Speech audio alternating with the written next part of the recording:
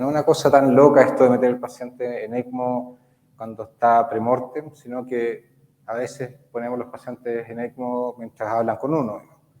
Así ha ido cambiando la cosa. También la idea de tener un paciente completamente dormido, invadido, etcétera, versus lo que tenemos hoy día, que es pacientes, y hablamos con René, que los tenemos conectados a ECMO y no tienen sonda Foley, no tienen línea arterial, no tienen catéter central y ni siquiera tienen una vía venosa periférica. Y eso se da, sí se da, y con excelentes resultados. Para eso se necesitan cambios culturales muy grandes, digamos, a nivel de enfermería y a nivel médico. Pero al final del día, las sobrevidas son tan positivas que es innegable el efecto de algo como eso. Y eso va muy en relación, esto no se puede pagar, ¿no? No importa. Si es que se puede, digamos, si no, no importa. Lo que vamos a hablar hoy día es ECMO como puente de trasplante y finalmente vamos a tocar un poquito del ECMO intraoperatorio. Entonces, contarles que esta idea no tiene nada de nuevo. El año 78 ya se hizo el primer ECMO, o ECMO probablemente tal como puente de trasplante. A mi grupo, mi ex grupo, nos tocó el año 2009 hacer el primer puente de trasplante. La verdad es que teniendo un programa de trasplante pulmonar, es difícil que uno no se encuentre con esta situación. Ya sea como indicación de un paciente que está en la lista de espera y se descompensó, como un paciente que no anda bien en el perioperatorio. Si vemos la definición de puente de trasplante, es aquel soporte que hace que el paciente que está descompensado pueda llegar hasta el trasplante. ¿Qué tasa de éxito y qué podemos esperar de esto? Depende de varios factores, digamos. Uno de ellos, por supuesto, de la condición inicial del paciente y el diagnóstico. Pero, perdón, ¿por qué pensamos en trasplante?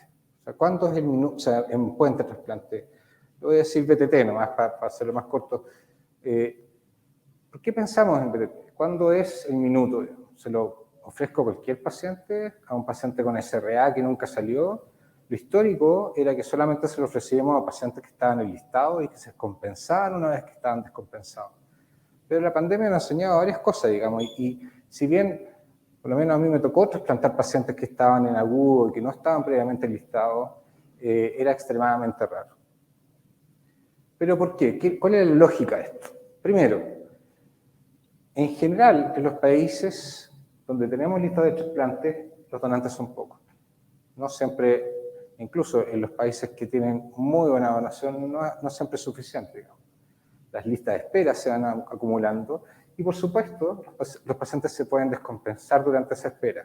Así como se descompensa un paciente en insuficiencia cardíaca, bueno, estos pacientes hacen habitualmente falla hipercápnica. Esta es la lista de donación en Chile, súper baja.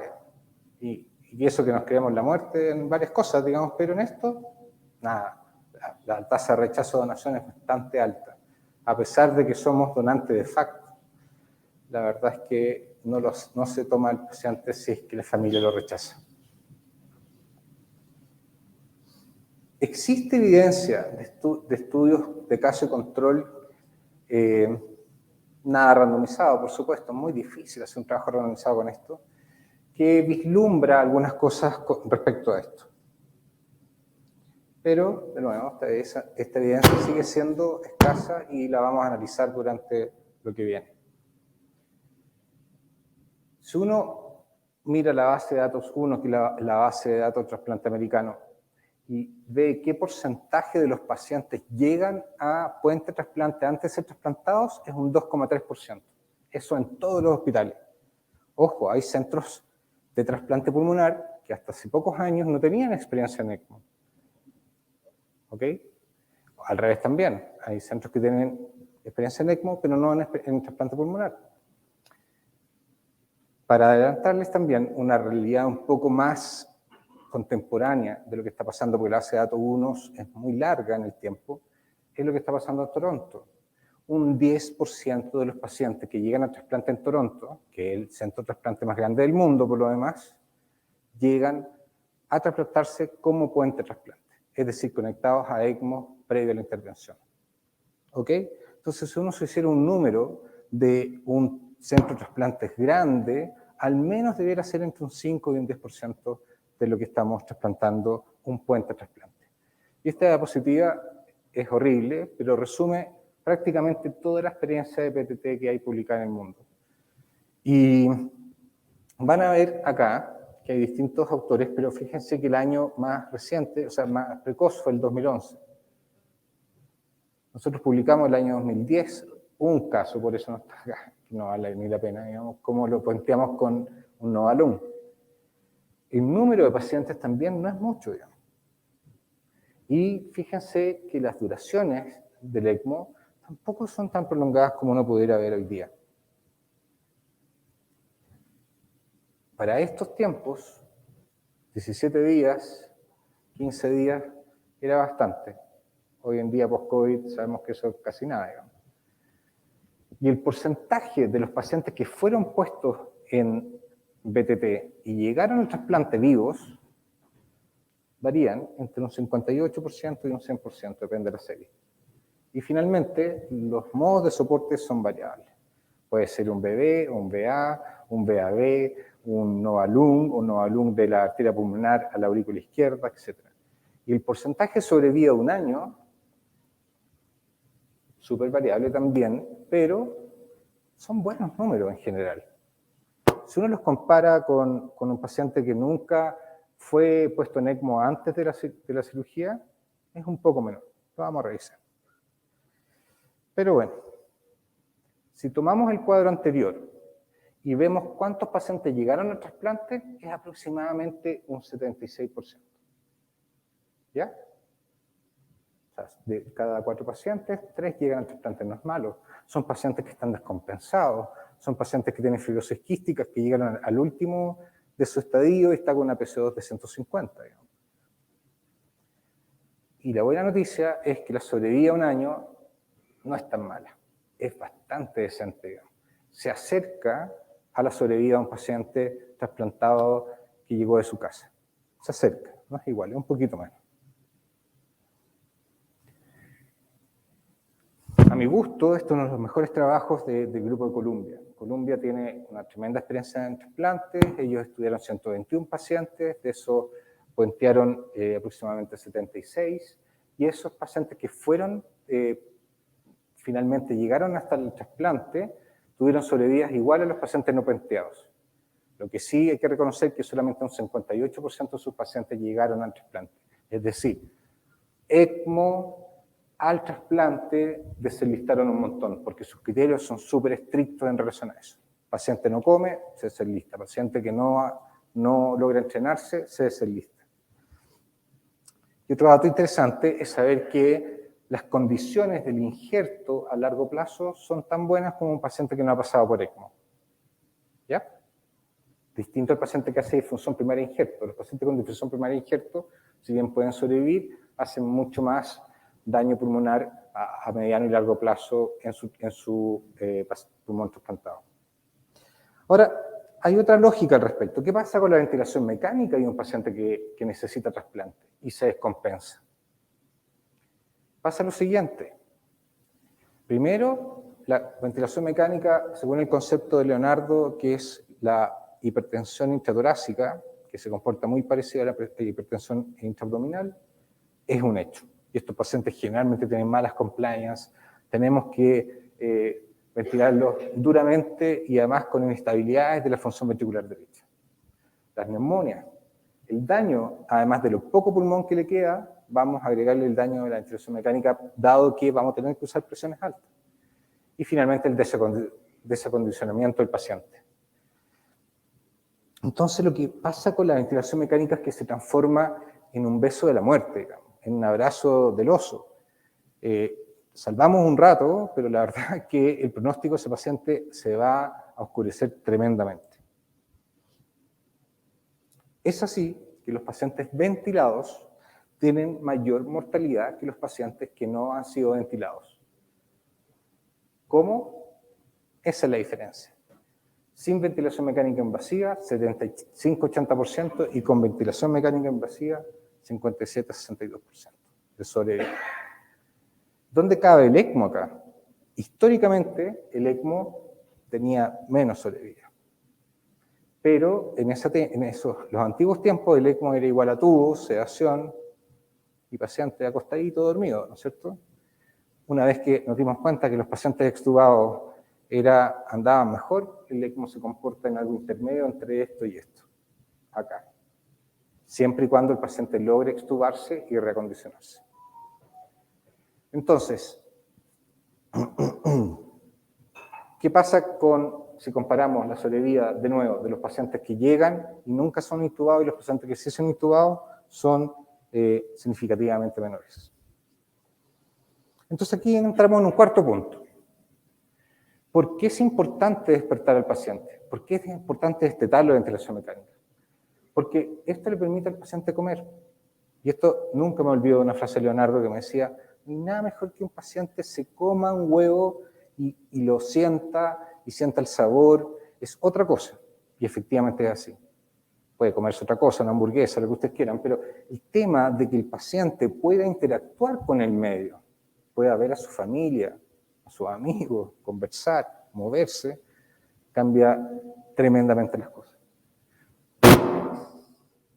Ejemplo, Cristóbal, 14 años, hipertensión pulmonar, llegó famélico, súper delgado, apenas se podía mover, capacidad funcional 4.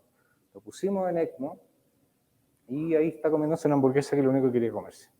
Todos me retaron, por supuesto, porque la hamburguesa no era del hospital, obviamente la fue a comprar a McDonald's. El peso real de Cristóbal, partimos en 48 kilos, terminamos en 57. 7 kilos de pura masa muscular antes del trasplante. O sea, durante esta espera, es una espera donde uno gana cosas. Si no es solo tiempo, digamos. Tiene que ganar en funcionalidad del paciente para que enfrente el trasplante, que ojo, el trasplante no es menor, digamos. A uno le pasan un tren por arriba. Para que aguante este tren, necesitamos que esté en la mejor condición física posible. Y mental también, sí, también influye lo psicológico y psiquiátrico. Esta es la prealbúmina, Cristóbal. Estábamos bajos en la prealbúmina y fíjense cómo terminó. La albúmina sabemos que es un índice muy importante del éxito de cualquier hospitalización. Incluso los pacientes frágiles es un tremendo marcador del outcome perioperatorio o peri-hospitalización. Entonces, esto de la movilización, nutrición, del estado mental, es súper importante porque involucra al paciente en su cuidado y a la familia. Es bueno y es malo porque el involucrar a la familia y al paciente que interactúe con el personal de enfermería no es gratis, digamos, porque si el paciente se muere, todos sufrimos. Sufrimos harto más que cuando el paciente está intubado o sedado. Pero ojo, eso no es excusa, digamos, o sea, tenemos que hacerlo igual. Este es un paciente que llega en estas condiciones. Es Cristóbal, de nuevo, lo tomé como caso índice. Fíjense de nuevo en la función ventricular derecha. Y en cómo llegó ese paciente, eso ya es cuando lo empezamos a parar, no se podía parar. Para bipedestar teníamos que subirlo entre varios, digamos. Era tan flaco que con 2 o 3 bastaba, digamos. Y así fueron sus primeros pasos.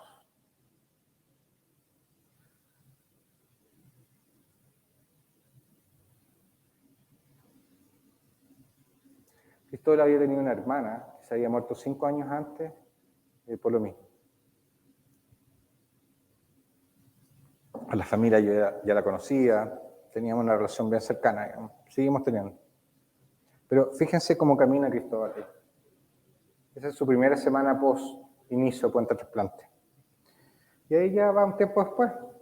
Está mirando el sol, estamos en la terraza, nadie le ayuda a quedar separado, digamos. Es más, lo empujamos un poco más. ¿Y por qué hay tanta gente con él? Para poder empujar el carro, no empujarlo a él. Él iba caminando y fuertemente. También le pusimos unas pesas acá al último periodo y le poníamos una mochila con peso. Y es por eso que logramos 7 kilos más de masa muscular, digamos. Entonces, todo este tiempo que el paciente estuvo en ECMO no fue un tiempo perdido. Fue un tiempo absolutamente ganado, en nutrición y en estado mental y en estado muscular. Fíjense ahí, todos estos son compañeros de curso de Cristóbal, el abuelo. nuestro personal, ahí estoy yo, de hecho, y ahí está la mamá. Con la mamá hasta el día de hoy nos escribimos y conversamos sobre Cristóbal. Cristóbal lleva 7 años por trasplante. Fíjense ahí. Nada, no se perdía ni un tiempo. Y si no tengo ganas, Cristóbal, si no haces ejercicio, esto no va a resultar. ¿Ok? Es más, pasamos por varias coronaciones en él. Y eso también es entretenido saber, digamos. Las coronaciones son dinámicas.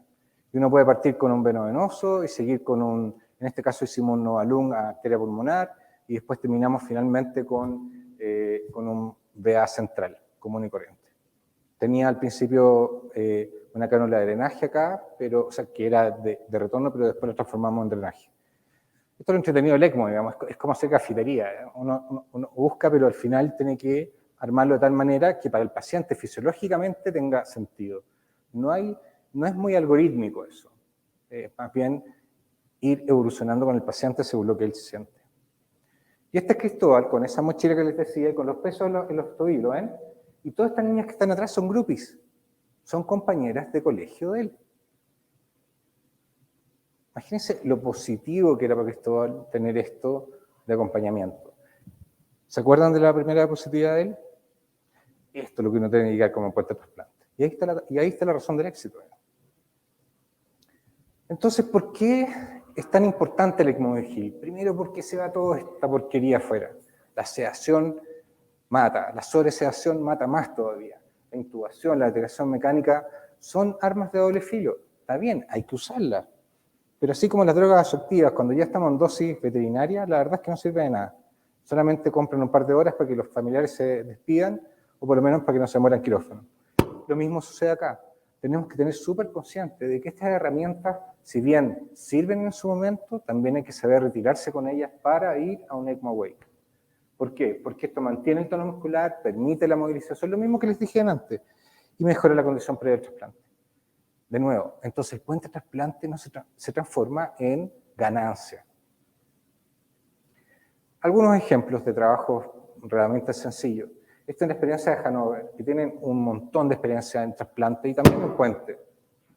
Fíjense, desde la conexión a ventilación mecánica o ECMO, aquí está la curva de sobrevida. El paciente que está en ECMO Awake tiene mucha más sobrevida que el paciente intubado. Y acá, desde el trasplante, esa es la línea de temporalidad, también tiene mejor resultado el ECMO Awake. ¿Ya? Es una serie pequeña en este caso, pero vamos a ver otras que son más grandes. Esta es la base de datos unos, o sea, tenemos un montón de pacientes. Este es sin soporte. Pero interesante, este es el ECMO sin ventilación mecánica, y el que peor se porta es el ECMO con ventilación mecánica. De nuevo, si vamos a poner un paciente en ECMO, el mensaje es sáquenle el tubo lo antes posible. Se va a demorar un par de días en general. Pero hay que sacar el tubo porque la sobrevida, si no, se compromete seriamente. Acá está una chiquilla haciendo treadmill, que por lo demás no teníamos treadmill en la unidad coronaria, que es donde estaba ella. Llevé el mío, digamos, y se quedó ahí. Por eso es que engordé ahora. Segundo, paciente con puente trasplante con un ILA de arteria pulmonar a aurícula izquierda. Y ahí está. Lo mismo. Paciente pediátrico. Hicimos varios pacientes pediátricos que se han seguido haciendo este año. Hicimos aproximadamente 8 y este año han completado unos 10. Y todos con la misma filosofía, digamos. El paciente se descompensa su centro de referencia, lo intuban y lo vamos a buscar. Lo vamos a buscar. Si el paciente no es capaz de, o sea, y lo ponemos en ECMO, lo vamos a buscar y lo colocamos en ECMO. Pero si el paciente no logra extubarse las primeras 48 horas, máximo una semana, no lo enlistamos. ¿Ok? Es decir, condición previa para que el paciente llegue a enlistarse es que el paciente esté haciendo algún tipo de ejercicio y esté conectado con el medio. Yo sé que somos bien rigurosos en eso y es discutible, porque sobre todo en la población pediátrica todos los datos que le he demostrado no son tan aplicables. Pero para nosotros como centro es fundamental y arbitrariamente lo pusimos así. Y esta niña ya trasplantada, la misma que ustedes vieron delante, que recibió su pulmón a pesar de haber pocos donantes, porque además implementamos la técnica ex vivo. y hicimos varios ex vivo el año pasado, aproximadamente 8, este año ya llevan 2. Y el ex vivo permite, a pesar de tener baja donación, tomar el pulmón, ponerlo en este mini ECMO y sacarlo en condiciones para poder trasplantarlo al paciente con muy buenos resultados. El resultado de los pacientes ex vivo es tanto o un poquito mejor incluso los pacientes que llegan directo del pulmón de la calle al paciente. De nuevo, otro ejemplo, paciente esperando trasplante, venovenoso en este caso. Paciente COVID, que otro concepto distinto. Lo normal en puente de trasplante es un paciente listado que se descompensa. Paciente con SRA que va a trasplante son poquísimos. Incluso la serie COVID son pocos.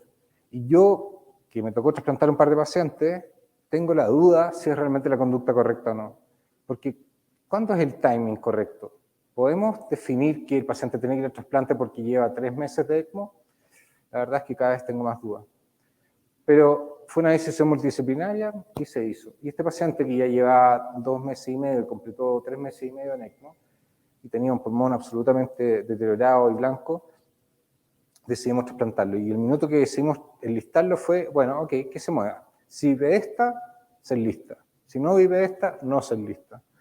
Y ahí está. Esto mismo se le explica al paciente, así que él toma todas las ganas y lo hizo, digamos. Muy bien, este paciente está vivo, está haciendo su vida normal. Ahí está, cuando recién lo estamos por primera vez. El trabajo del equipo acá es excepcional. Acá no somos los médicos los que hacemos la pega. El trabajo, el que hace es el kinesiólogo, la enfermera, el cariño de la gente. En esta unidad, particularmente, las enfermeras le entregaban, más que algo técnico a los enfermos, mucho cariño. Sabían el nombre no solo del paciente, de toda la familia, y estaban atentos a todas las necesidades emocionales de los pacientes. Este mismo paciente, como les digo, recién bipedestando. Al final terminó caminando relativamente bien antes de trasplantarse. Este trabajo, que es pequeño, son poquitos pacientes, muestra los pacientes que fueron puenteados, esto en Zúrich, puenteados pre-trasplante y versus el control. El punto aquí es que de 6 de los 26 pacientes que fueron puenteados, 6 de los 26 fueron despertados y entrenados. Y de esos no se murió ninguno. Los números son pequeños, pero algo dice, digamos. Algo hay con esto de desinvadir a los pacientes y movilizarlos. Esto es una pequeña experiencia de Duke, que en esa época no hacía tanto trasplante, hoy día hace muchísimo, y fíjense cómo cambia la rehabilitación versus no rehabilitación en un paciente con ECMO puente trasplante. Además, los costos cambian si nosotros logramos despertar al paciente. Disminuye un 22% el costo hospitalario y disminuye un 73% de los costos de la estadía post-UCI, post-trasplante en la unidad de cuidado intensivo. La serie es pequeña, 9 pacientes, pero igual, es un referente en el sentido de que no solamente logramos cosas fisiológicas y de sobrevida, sino también de costos. Esto ya es un hecho, y esto resume muchos trabajos. No es un metaanálisis, es una revisión sistemática, presentada el año pasado, el 2021. Pero lo que hace el paciente awake es completamente distinto al paciente que está dormido y sedado. Es así que el activar al paciente, el despertarlo, se condice con un menor periodo de ventilación por trasplante, de estadía en la UCI, de estadía hospitalaria y de costos. ¿Ya? Este trabajo que les muestro acá hace exactamente esta frase, pero lo que va mostrando este trabajo es una especie de pulmón artificial para que el paciente se pueda llevar a la casa, digamos. Y efectivamente usaron un cono modificado de tal manera que la membrana recibe de distinta manera, como estamos acostumbrados, el flujo de sangre. Y es bien eficiente, y la gracia es que se puede cambiar más rápido que un cambio de ECMO. y la idea es que esto yo creo que nos quedan muchos años hasta que tengamos un pulmón artificial así como tenemos un HeartMate 3 hoy día. Quedarán unos 10 años más, pero lo vamos a tener, sin duda. Entonces, ¿por qué debemos despertar a los enfermos y movilizarlos, hablando de intensivo de manera global? Porque el paciente se desacondiciona. Porque necesito sedación. Y cuando necesito sedación, el paciente hace más delirio. Y el delirio sabemos que aumenta la mortalidad y complejiza tremendamente la estadía intrahospitalaria. Es mucho más difícil un paciente con delirio versus uno sí. Y sabemos que es seguro y que las nuevas tecnologías hacen que esto sea más fácil. ¿Es posible mover a un paciente con una cánula en la femoral? Absolutamente. ¿Es posible? Lo discutimos un montón de veces con Leonardo, y Leonardo tenía razón. Yo no quería mover a los pacientes con cánulas femorales, pero hoy en día lo hacemos con toda tranquilidad. Entonces, esto nos permite movilizar al paciente. Es tan importante esto que en la serie que les mencioné de Columbia, en el análisis multivariado, la deambulación hace que el paciente aumente tremendamente las posibilidades de sobrevivir a todo el proceso. De hecho, es el factor más importante, por lejos. Pero, de nuevo, esto no se logra solo y no se logra con la voluntad de una sola persona. Necesitamos banco de sangre apropiado, quirófano adecuado, enfermería de primer orden,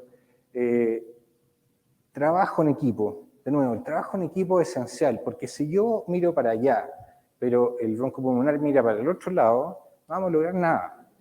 Lo que tenemos que lograr es conversar y en conjunto tomar decisiones que sean consensuadas. Y esto suena medio ridículo en una charla donde le estoy hablando de gráficos y de sobrevía y cómo es el paciente, pero aquí está el secreto de todo, digamos. Ahora, ¿puede el ECMO mejorar la sobrevía? Esto es lo clásico. De base de datos unos también, pero más antigua. Sin soporte, sobrevía sin soporte. ¿Ya?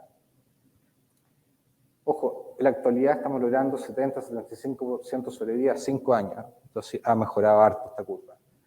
Con ventilación mecánica y con ECMO. Y es por eso que se decía esta cuestión del ECMO no sirve. Los pacientes se mueren mucho más, no vale la pena hacerlo, digamos. Y así se estableció durante muchos años. Pero el problema de esto era exactamente cuándo lo hicimos. Si era en la primera etapa de la década del 2000 o ahora. Y vean la diferencia, es tremenda, digamos. Y esta diferencia está explicada por un montón de factores, pero principalmente porque hemos aprendido que los pacientes deben despertarse y movilizarse. Entonces, si uno mira actualmente la sobrevida de un paciente soportado en ECMO versus uno no, ya se asemejan bastante, digamos. Y todas las series que no ven la sobrevida desde el inicio del soporte ECMO, sino que lo ven desde el trasplante hacia adelante, se comportan exactamente igual. O sea, si el paciente llega vivo y llega en buenas condiciones al trasplante, tiene la misma sobrevida de un paciente que viene de la calle. Esto es la experiencia de Toronto. Fíjense, los pacientes que no pasaron por puente de trasplante, y estos son los puentes de trasplante. Toronto, de nuevo, una tremenda institución en cuanto a trasplante. Y fíjense que no es tan distinto, digamos. Esto ha ido cambiando, pero principalmente se paga un precio aquí, pero después ya no tanto. Otro, este es base de datos 1, se comportan muy similar. No ECMO versus ECMO solo, extubado. O sea, de nuevo, ya no es una cosa que indique que el paciente se va a morir. Y esto, de nuevo, esta es la experiencia de Viena, digamos, de Austria, muestra que el ECMO Awake es un determinante en el resultado. O sea, sumamos Columbia, Viena, son 2 centros grandes de trasplante, y ambos con datos determinan que despertar al enfermo es importante. Fíjense también lo que pasa en el grupo Viena.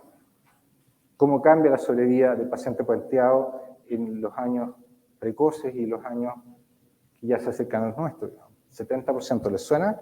70%, muy parecido al resto de la serie. Entonces, ¿cómo logramos mejores sobrevidas? 1, seleccionando bien al paciente. Ya les voy a mostrar cuál es la selección. Avance la estrategia de canulación, esto es lo que preguntaba el Leo. ¿Cómo lo canulan? Depende de lo que tenga. Si es hipertensión pulmonar, va a ser VA. Si es solamente hipoxemia moderada, puedo pensar en un hemolung, por ejemplo. Si es hipoxemia más severa, un ECMO venovenoso. Y se podría intentar incluso un ECMO venovenoso con cánula única y abrir el FOB. El problema ahí es cómo está el ventrículo izquierdo, etcétera, etcétera. Avance en la mantención de los pacientes en ECMO. Básicamente, esto es coagulación, nutrición, controlar las infecciones que hay, desinvadir y el ECMO Awake. Esta serie, si bien ya tiene sus años, muestra el impacto del puente trasplante en el Grupo Toronto. Y muestra que los pacientes que morían en la lista desaparecieron, porque son esos los pacientes que se conectan, digamos, los pacientes que se echan a perder estando enlistados.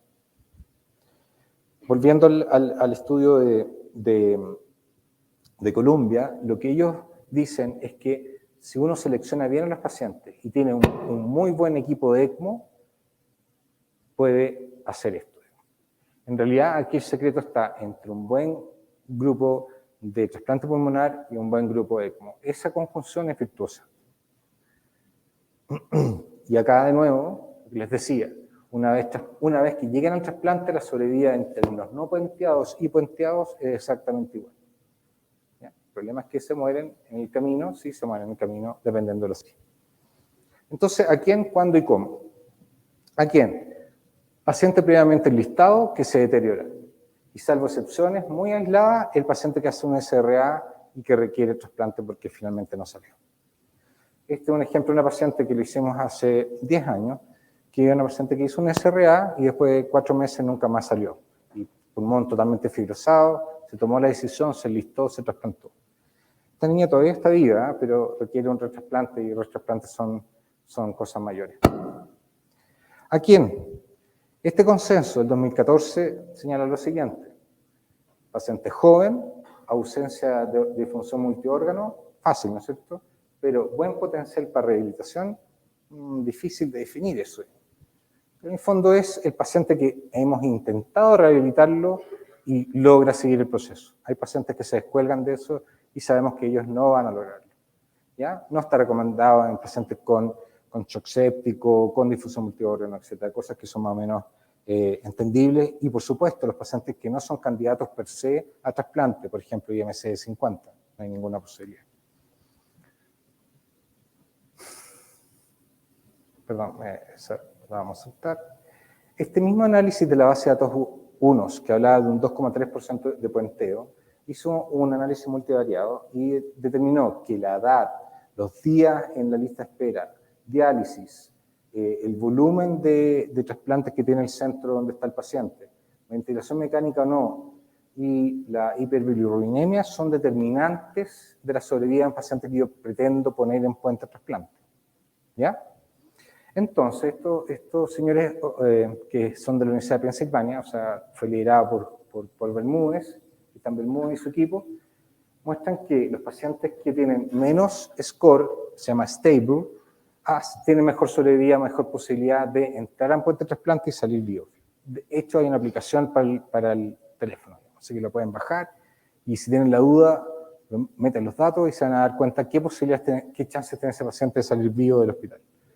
Pero bueno, en esta revisión sistemática, de nuevo, ahí están estos 3 factores como grandes indicadores de si la cosa va a andar o no. Si el paciente está desacondicionado, está flaco, tiene IMC de 15, muy mal pronóstico. Si está en retrasplante, también. En general, los retrasplantes se mueren bastante mal. Y les falla otro órgano. ¿Son per se contraindicación? No, pero pesan bastante al momento de tomar la decisión. Y hay otros factores menores, que son el tipo ECMO, por ejemplo. El venovenoso, pero que habla también de un sesgo de selección, tiene mejor resultado. El volumen y experiencia del centro, el tiempo de espera, otros procesos patológicos y las infecciones. De nuevo, lo más importante son los 3 primeros. El paciente que está desacondicionado, que se puede arreglar durante el ECMO puente de trasplante, sí. El paciente que está con difusión de otro órgano y el paciente que va a retrasplante. Y esta es la experiencia de Toronto. Fíjense, el paciente que está puenteado a trasplante primario y el paciente puenteado a retrasplante. Es bastante más mala la sobrevida, pero no es prohibitivo tampoco, digamos. Lo que pasa es que tengo que ser aún más selectivo en esos pacientes, que sean más jóvenes Ojalá que estuvieran con un IMC adecuado, etc. Y esto es el retrasplante con y sin puente trasplante, o sea, sin ECMO previo el retrasplante. Y el paciente que llega desde la calle a trasplantarse tiene un poquito mejor de sobrevida que el paciente que viene y se conecta como puente trasplante. ¿Por qué? Porque obviamente el que llega a ECMO, a puente trasplante, está en peores condiciones que el de la primera categoría. Entonces, el mensaje principal es que el ECMO como puente, esto del estudio de Toronto, lleva a buenos resultados a corto y largo plazo. Importante, o sea, no es que yo esté pagando un precio a largo plazo la sobrevida del injerto, andan igual. Y es una alternativa, no dice mala, pero encuentro toda la razón que hay que ser mucho más restrictivo y pensarlo mucho más antes de ofrecérselo a un paciente para el trasplante.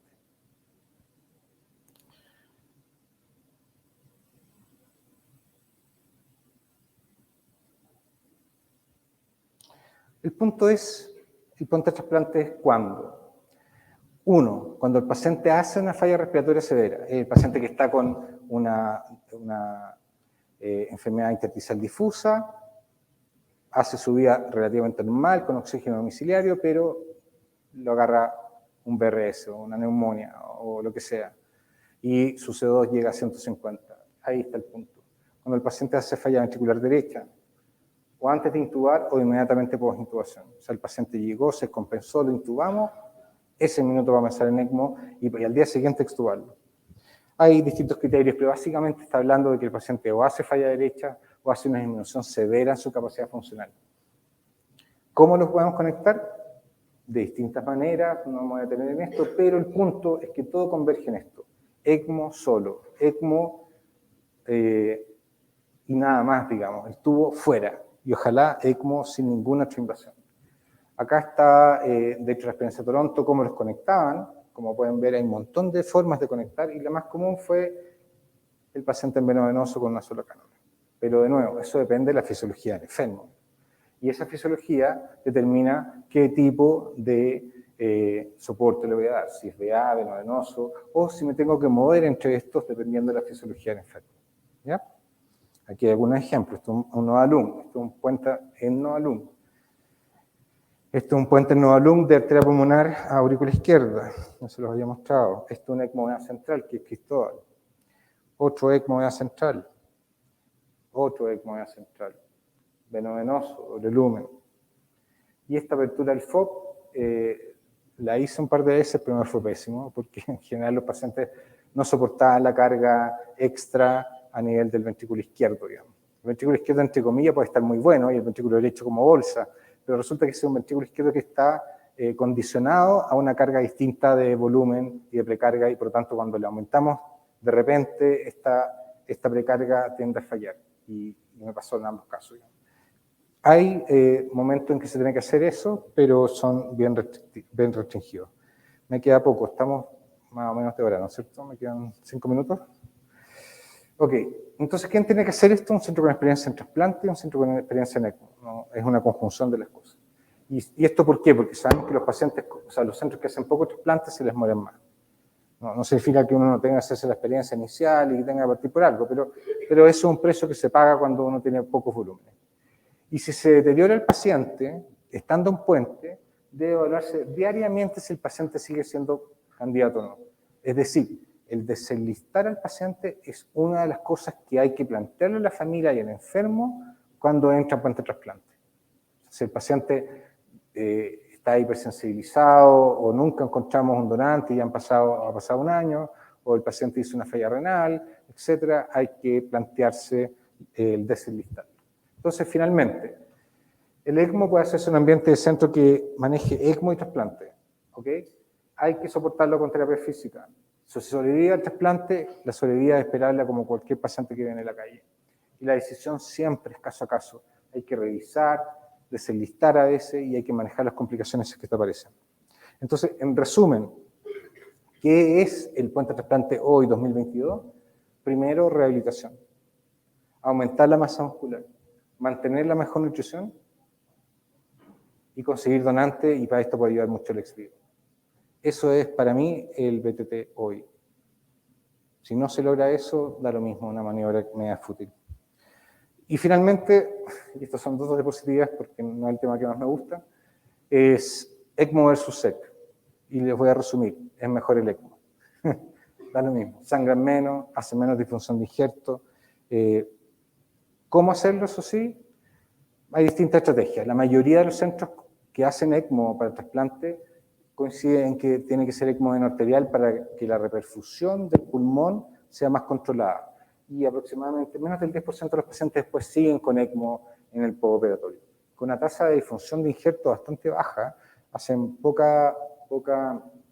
bastante menos PGD que los pacientes que no pasaron por ECMO y si fueron a circulación recorpórea, por ejemplo. Entonces, lo que recomienda este grupo, que es de Hannover, dice una aplicación rutinaria de ECMO-VA en todos los trasplantes pulmonares. Ellos lo están haciendo sin este grupo. ¿Cómo lo hacíamos en la clínica Las Condes? Le poníamos a todos ECMO venoso, menos a los pacientes con trasplante monopulmonar que aguantaban más o menos bien la inducción anestésica. Pero la mayoría lo hacíamos en ECMO venoso y muy poquitos en ECMO arterial, y les manteníamos el venoso durante 2 o 3 días, y la verdad es que era impecable.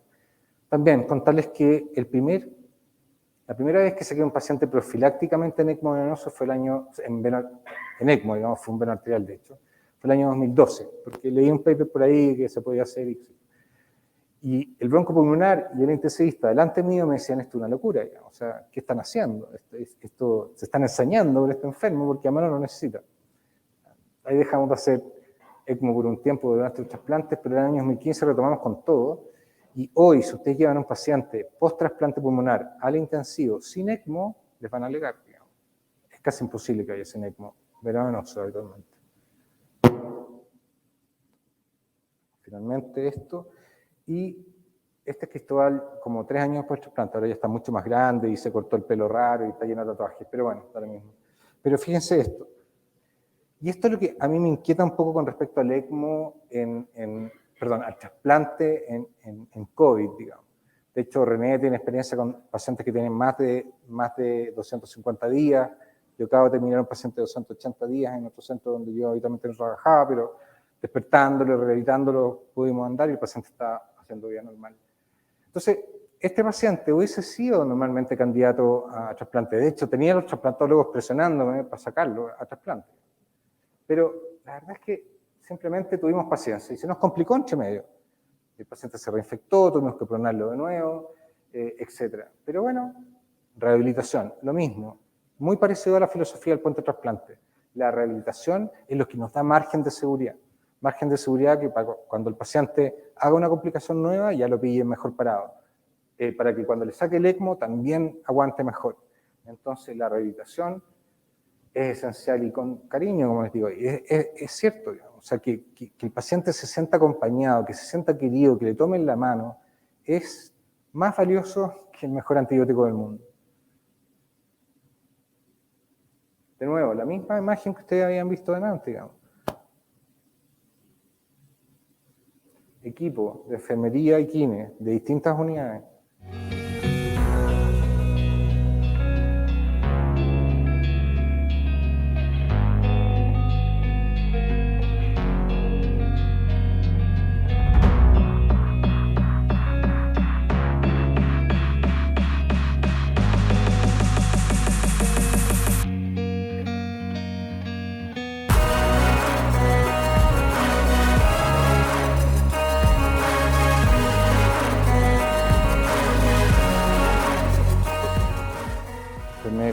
Hablaron conmigo.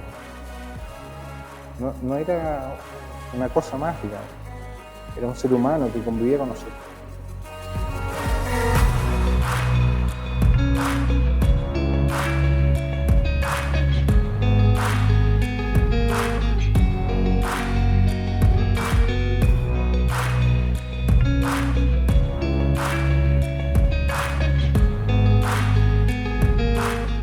Se mueve con los pulmones porque sabía que estábamos discutiendo la posibilidad de trasplante.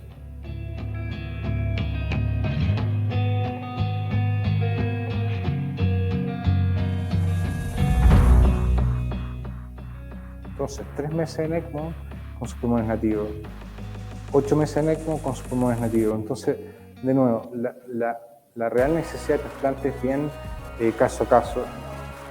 Probablemente se reserva para los pacientes con daño mayores que uno sabe que van a ser reversibles, pero incluso a veces con pulmones blancos, completamente blancos, después de algunos meses de soporte, no son contraindicaciones. Este es el centro donde trabajaba antes, así que pueden borrar esa parte. Eso, y muchas gracias. Estamos.